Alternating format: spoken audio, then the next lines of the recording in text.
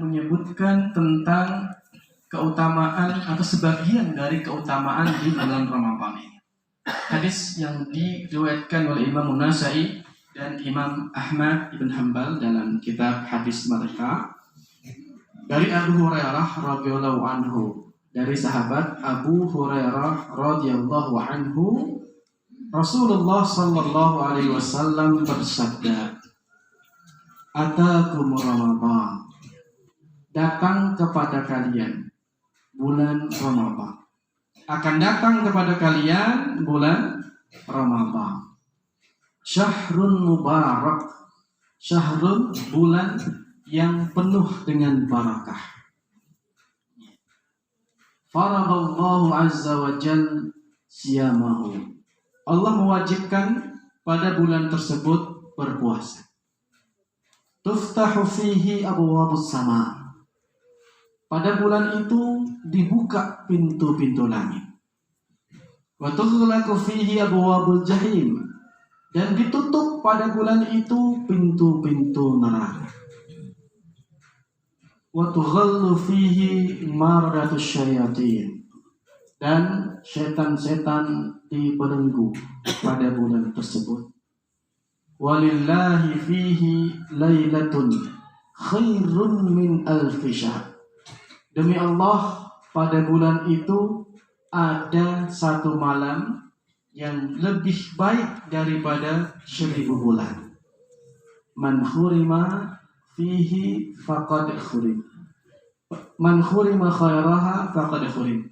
Barang siapa yang terhalang untuk mendapatkan kebaikan pada malam tersebut, maka sungguh dia adalah orang yang terhalang dari mendapatkan pahala yang sangat besar. Hadis riwayat Imam Nasa'i dan Imam Ahmad. Nah, jamaah sekalian rahimakumullah, dari hadis ini dapat kita ambil banyak sekali pelajaran. Yang pertama, Nabi menyebutkan atakum Ramadan. Ya, akan datang kepada kalian bulan Ramadan. Hadis ini disebutkan oleh Imam Ibnu Rajab Al-Hambali menjadi dalil tentang bolehnya bertahniah, bolehnya menyampaikan kabar gembira terhadap sesama orang-orang yang beriman akan datangnya bulan Ramadan. Boleh kita mengucapkan antar sesama orang yang beriman dengan kedatangan bulan Ramadan ini. Ya, sebagaimana juga pada bulan Syawal. Ya, selamat memasuki bulan Ramadan. Ya, Lailatul Ramadan Mubarak dan sebagainya. Saling mendoakan antara orang yang beriman satu dengan yang lainnya, itu boleh dengan dalil hadis. Ya. Nabi memberikan kabar gembira kepada orang-orang yang beriman, kepada kaum muslimin akan datangnya bulan Ramadan. Ya. Dan itu sangat dianjurkan, ya, karena seorang mukmin itu bergembira dengan datangnya bulan yang penuh rahmat, bulan yang penuh dengan aneka macam pelipat gandaan amal kebaikan, dan bulan yang di dalamnya terbentang lebar pintu-pintu taubat kepada Allah Subhanahu wa taala. Maka ini boleh. Nah, namun yang perlu diperhatikan, yang juga perlu untuk kita ingatkan, bahwa kadang ada hadis yang lemah, ada hadis yang dhaif yang tidak pantas untuk disampaikan, namun justru itu yang sering tersebar.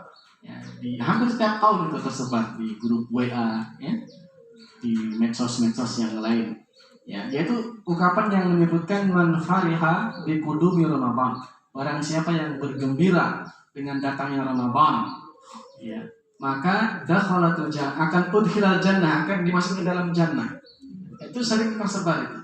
Ya, barang siapa yang bergembira dengan datangnya bulan Ramadan, maka dia akan dimasukkan ke dalam surga.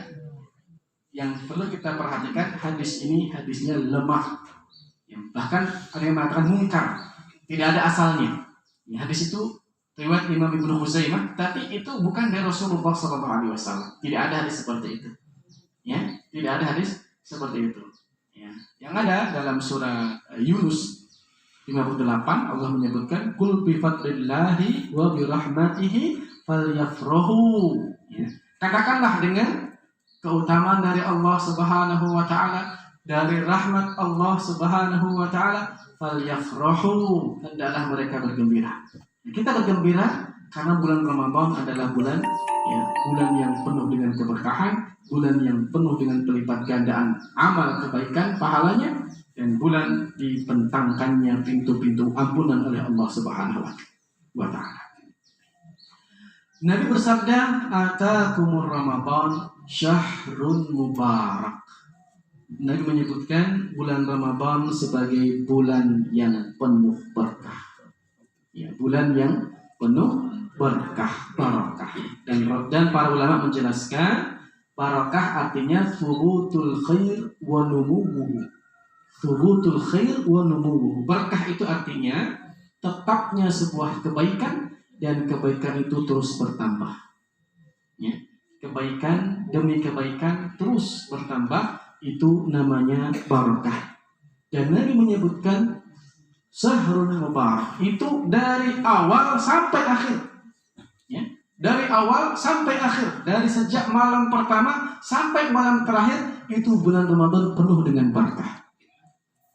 Nah, ini juga sering tersebar di medsos, ya, di WA dan semacamnya. Pembagian ya Ramadan itu terbagi menjadi 3. 10 hari pertama rahmat. 10 kedua ampunan. 10 terakhir itqan minan nar, ya, pembebasan dari neraka. Ini juga lemah. Padahal Ramadan itu sejak awal sampai akhir berisi 3-3-nya itu. Bukan cuma 10 pertama rahmat, 10 kedua ampunan, 10 ketiga pembebasan neraka, enggak. Tapi bahkan Nabi menyebutkan dari awal, dari malam pertama sampai malam terakhir. Ya, 3-3-nya itu ada. Ya, rahmat Allah Subhanahu wa taala, ampunan dari Allah Subhanahu wa taala, dan juga pembebasan dari nerakanya Allah Subhanahu wa ta'ala. Dalam sebuah hadis disebutkan walillahi utaqa minan nar wa dzalika fi kulli lailah. Dan Allah itu memiliki orang-orang hamba-hamba yang diberi jaminan minan nar, bebas dari neraka, dan itu setiap hari, setiap malam. Setiap malam ada orang-orang dari hamba-hamba Allah yang diberikan jaminan pembebasan dari nerakanya Allah Subhanahu wa ta'ala. Syahrul Mubarak faradallahu azza wa jal alaikum siyamahu. Pada bulan tersebut Allah mewajibkan kepada kalian berpuasa. Allah mewajibkan berpuasa. Bulan Ramadan, ya, meskipun di dalam bulan tersebut aneka macam ketaatan kepada Allah akan dilipat gandakan pahala amalnya, secara khusus kewajiban yang paling utama kepada orang-orang yang beriman yang tidak ada di bulan lain adalah kewajiban untuk berpuasa. Dan Nabi menyebutkan itu. Faradallahu alaikum siyamahu. Allah wajibkan kepada kalian berpuasa pada bulan tersebut. Maka jemaah sekalian, dari hadis ini hendaknya yang menjadi perhatian bagi kita,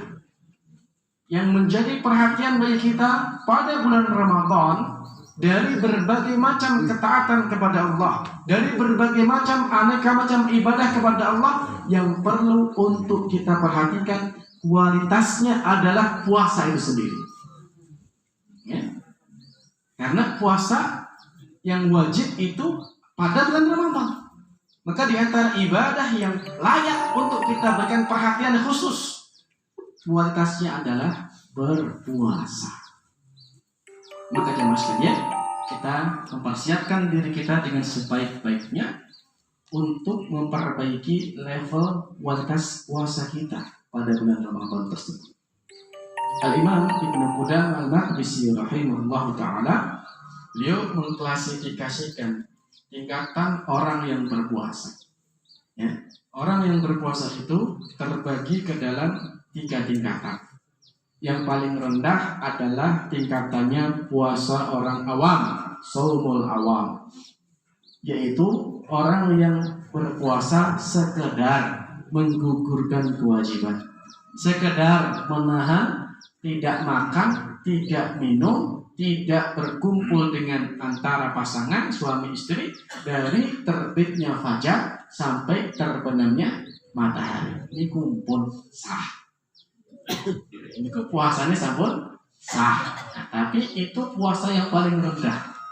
Gur nahan lapar, nahan haus, nahan orang ketemu bojo, orang kumpul kali bojo dari terbitnya fajar sampai terbenamnya matahari. Itu tingkatan puasa yang paling rendah. Yang di atasnya level puasanya siyamul khusus, puasanya orang yang khusus, spesial. Di samping menahan lapar, di samping menahan haus, menahan nafsu syahwatnya, maka orang yang sudah pada level ini, dia juga mampu menahan seluruh anggota badannya untuk berpuasa dari hal-hal yang diharamkan Allah. Matanya berpuasa dari memandang hal-hal yang Allah haramkan. Telinganya berpuasa dari mendengar suara-suara yang Allah haramkan. Lisannya berpuasa dari mengucapkan kalimat-kalimat yang dibenci Allah Subhanahu wa taala. Kakinya berpuasa dari melangkah ke tempat-tempat yang diharamkan Allah. Tangannya berpuasa dari berbuat dolim kepada sesama yang dilarang oleh Allah Subhanahu wa taala. Ini level puasa yang kedua. Dan ini yang seharusnya paling minimal kita upayakan. Yang paling minimal kita upayakan itu yang kedua ini, level puasa khusus. Sebab Nabi kita mewanti-wanti, man lam yada qaula zur wal amila bihi. Barang siapa yang tidak bisa mengendalikan ucapannya dari perkataan kotor, ngapusi, berdusta, menfitnah, mencaci maki, ya, mengadu domba dan sebagainya, itu apa kata Nabi kita? Falaisa lillahi hajatun fi ayyadi at'amahu wa syarabahu. Maka sebenarnya Allah enggak butuh dari perbuatan dia menahan lapar dan menahan haus. Puasanya sah, tapi pahalanya nol. Pahalanya enggak ada. Hanya gara-gara tidak mampu mengendalikan lisan dari perkataan yang buruk. Nah, yang paling tinggi adalah saumul khusus bil khusus, ya, siyamul khawas bil khawas, ya. Puasanya orang khusus dari yang khusus. Nah, ini istimewa, paling tinggi. Pripun niku? Pertama, sudah menahan lapar dan haus dan syahwat, sudah menahan diri dari seluruh anggota badan, tidak melaksanakan yang diharamkan Allah. Tambah dari itu, berpuasa dari segala hal yang dapat melalaikan dari zikir kepada Allah. Ini super, puasanya super. Ya. Dari semua perkara yang kira-kira bisa menghalangi dari zikir kepada Allah, wis ditinggal nih. Ini luar biasa. Ya. Maka jamaah sekalian, sekali lagi, puasa yang Allah wajibkan pada bulan Ramadan ini hendaknya yang perlu untuk kita evaluasi, kita perbaiki untuk kualitasnya, ya. Kualitas puasa kita nanti. Faradallahu azza wa jalla siyamahu. Kemudian dia menyebutkan tuftahu fihi abwaabus sama. Dibuka pada bulan Ramadan itu pintu-pintu langit. Dalam bulan yang lain disebutkan tuftahu abwaabul jannah, dibuka pintu-pintu surga. Dalam bulan yang disebutkan tuftahu abwaabul jinan. Ya, semuanya sama maknanya. Dibuka pintu-pintu langit, artinya keberkahan pada malam itu, pada bulan itu benar-benar dibentangkan oleh Allah. Kemudahan untuk berbuat taat kepada Allah itu begitu diberikan kemudahan. Ya, kemudahan untuk berbuat aneka macam ketaatan kepada Allah pada bulan itu. Dan kemudian setelah itu Nabi menyebutkan wa tughlaqu fihi abwaabul jahim. Ditutup pada bulan itu pintu-pintu neraka. pintu surga dibuka, pintu neraka ditutup.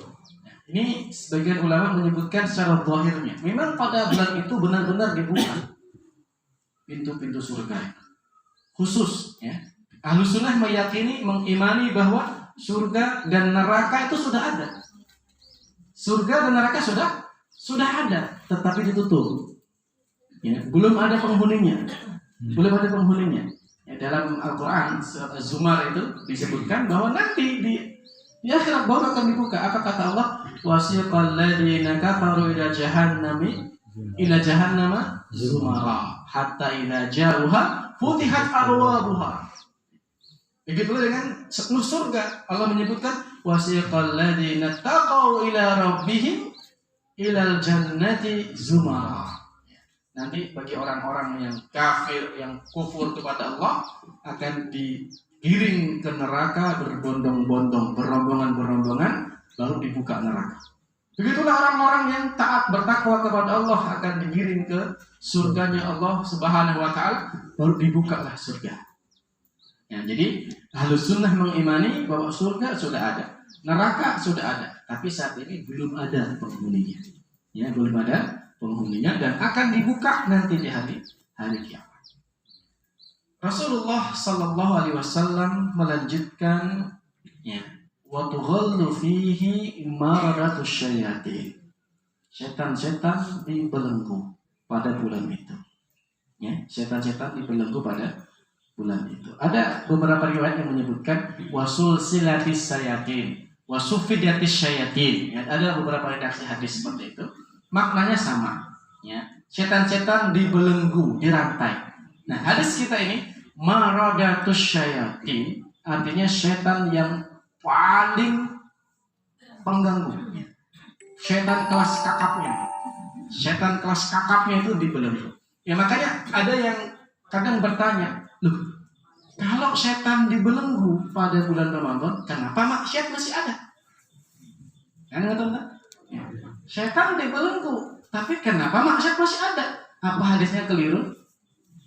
Buatan jamaah sekalian. Hadisnya sahih dan Nabi kita tidaklah mengucapkan kecuali kebenaran, kecuali dari wahyu dari Allah Subhanahu wa taala. Maka mari kita lihat penjelasan para ulama. Apa maksudnya? Maksud dari setan dibelenggu pada bulan Ramadan, pertama adalah setan itu dirantai, dibelenggu, benar. Tapi bukan berarti dibelenggu itu nggak bisa mengganggu. Ya, uang nek ditaleni, sing taleni lehere, taleni sikile, ini nggak bisa ngomong. Ya. Jadi masih bisa untuk memberikan was-was, itu masih bisa aku ditaleni terus. Kan gitu. Makna yang lainnya adalah bahwa yang dibelenggu, hadis ini secara khusus maradatus syayatin, setan yang kelas kakap, setan-setan jenderal-jenderal setan itu. Ada pun kroco-kroconya itu ya tetap ada. Ya, maka yang lebih parah adalah kalau ada orang kalau setan kroco-kroconya kalah menurut. Kadang ada orang yang dengan setan-setan klaster aja masih kalah gitu, subhanallah. Ini belum yang kelas-kelas beratnya. Ini makna yang. Nah, makna yang berikutnya adalah bahwa yang perlu kita pahami bahwa perbuatan maksiat itu bukan semata-mata dari setan. Faktor utamanya itu bukan setan tok, tapi ada pengaruh hawa nafsu dalam diri manusia. Jadi jangan cuma mengkambing hitamkan setan, tapi kadang-kadang memang ada peran hawa nafsu dalam diri kita. Setan wes dibelenggu. Ini kan dasar setan dari awal Ramadan sudah, kalau kata guru saya, kita menyebutkan seolah-olah setan itu sudah tahu kalau Ramadan akan dibelenggu. Ya, maka sebelum Ramadan mengkader-kader dulu. Kader dhisik, mentraining. Siapa yang training? Setan-setan dari manusia. Kan alladzi waswisu fi sudurin nas minal jinnati mana setan itu ada dua, dari kalangan jin dan kalangan manusia. Nah, setan sudah mengprospek ini lagi setan-setan suka manusia ini yang nanti berbuat maksiat pada bulan Ramadan. Jangan sampai kita masuk dalam golongan setan itu, ya. Na'udzubillah. Wa tughallu fihi maradus syayatin. Kemudian di akhir hadis Rasulullah sallallahu alaihi wasallam menyebutkan walillahi fihi lailatun khairun min alfi syahr. Dan demi Allah pada bulan itu ada satu malam yang lebih baik dari 1000 bulan yang dinamakan dengan malam Lailatul Qadar. 1000 bulan itu Bapak Ibu sekalian kalau dikonversi dalam hitungan tahun 83 tahun 4 bulan. 83 tahun 4 bulan. Ibadah satu malam pada malam Lailatul Qadar itu senilai atau lebih baik daripada ibadah 83 tahun 4 bulan yang tidak ada Lailatul Qadarnya. Ya, itu luar biasa. Dan Nabi menyebutkan ini dari awal. Disebutkan dari awal, disampaikan dari awal. Maknanya apa? Maknanya agar kita benar-benar berupaya untuk mendapatkan malam itu sejak awal. Ya, sejak awal Ramadan. Dari malam pertama kita sudah berusaha untuk start. Target kita adalah mendapatkan Lailatul Qadar. Jadi dari awal kita sudah mulai ya dengan cara yang benar, dengan ibadah yang benar, lalu semakin ditingkatkan agar kita semakin berpeluang mendapatkan Lailatul Qadar.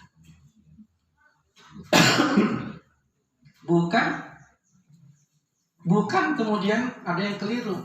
Awalnya semangat, semakin lama semakin membeli. Nah, ini keliru. Padahal semakin ke belakang itu kudunya semakin semangat.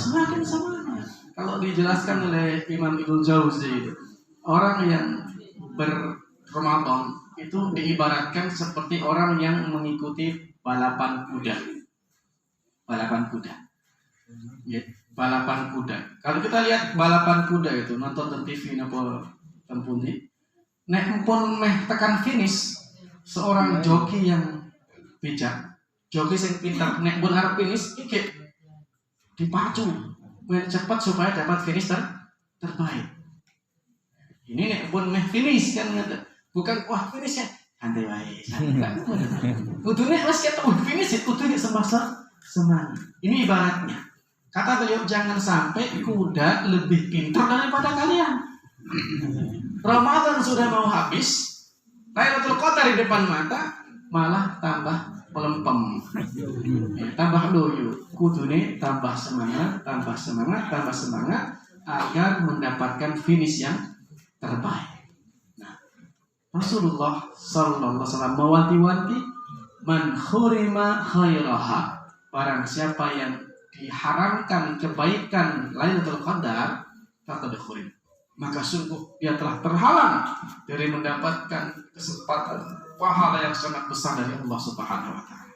Maka jemaah sekalian, bulan Sya'ban yang akan kita datangi mulai besok nanti malam adalah persiapan ya dari kita untuk kemudian menyambut Ramadan dengan cara yang benar. Apa yang perlu kita persiapkan? Ya, pertama kita persiapkan batin kita, jamaah sekalian. Batin kita, hati kita bergembira dengan datangnya bulan Ramadan. Orang beriman itu bergembira. Jangan sampai kita menjadi orang-orang yang justru merasa terhalangi dengan Ramadan. Ada orang datang Ramadan malah susah. Kenapa? Dia merasa, waduh, kelaparan lagi. Waduh, bisnisku tutup. Ini orang-orang yang berpenyakit dalam hatinya. Seharusnya orang beriman itu bergembira dengan datangnya Ramadan. Orang-orang yang taat bergembira karena musim kebaikan dibuka. Orang-orang yang ahli maksiat harusnya bergembira karena pintu taubat dibuka. Kalau kita termasuk orang yang banyak maksiat, gembira. Alhamdulillah, pintu taubat dibuka. Kalau kita ahli taat, alhamdulillah, ketaatan kita akan dilakukan oleh Allah Subhanahu wa taala. Ini sikap yang benar dengan Ramadan, bergembira. Ya. Dan itu akan hadir kalau hati kita bersih. Makanya kita perbanyak taubat istighfar pada Allah.